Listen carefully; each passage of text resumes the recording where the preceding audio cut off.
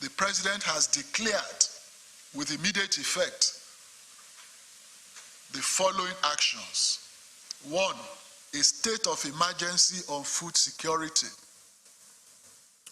2, that all matters pertaining to food and water availability and affordability as essential livelihood items be included within the purview of the National Security Council.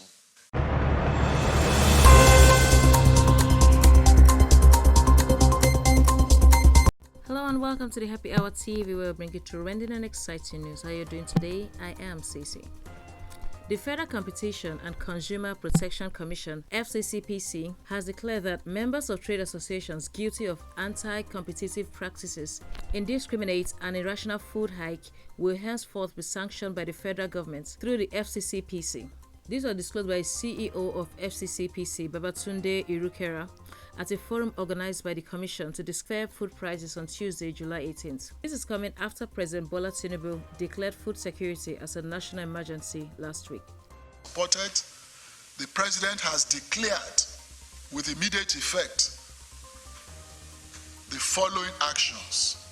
1, a state of emergency on food security.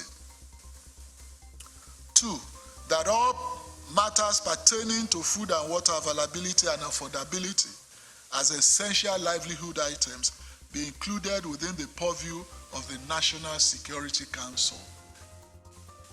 Now, as a direct and immediate response to this crisis, a number of initiatives will be deployed in the coming weeks to reverse this inflationary trend and guarantee future uninterrupted supplies of affordable foods to ordinary Nigerians. We will immediately release fertilizers and grains to farmers and households to mitigate the effects of the subsidy removal. Irukera stated that the sanction had become necessary as some trade unions had constituted cartels to engage in anti-competitive practices that has led to the price hiking of basic food items. In his words, "We will continue to monitor the market, and where we find that prices are excessive or find exploitative conduct or find that consumers are being taken advantage of, we will intervene. One of the ways of intervening is unlocking the bottlenecks." He further said that associations that came together to determine at what price beans should be sold, associations that came together to determine that nobody in a particular market should take yam, beans or rice from any other person except their members would be fought against. Further speaking, he said, "Competition regulation and consumer protection is not only to regulate the big companies, it is not only to regulate the formal sector, it is also to regulate the informal sector.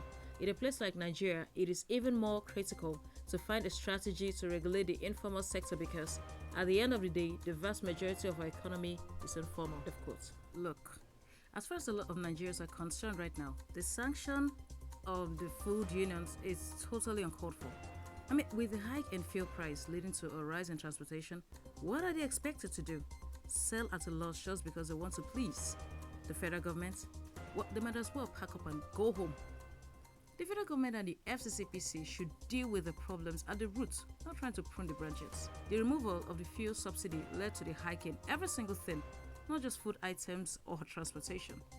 Because no matter the business you're involved in, you need some sort of vehicular movement to get to and from your destination.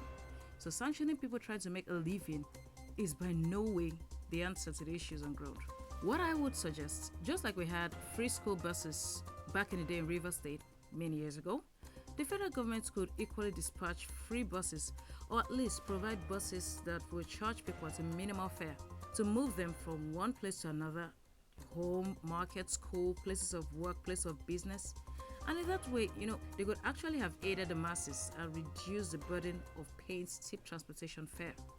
Just yesterday, July 18th, after the fuel price rose to over 600 naira per litre, the street became filled with people walking to their destinations because they could not afford to pay their usual fare, which suddenly doubled overnight.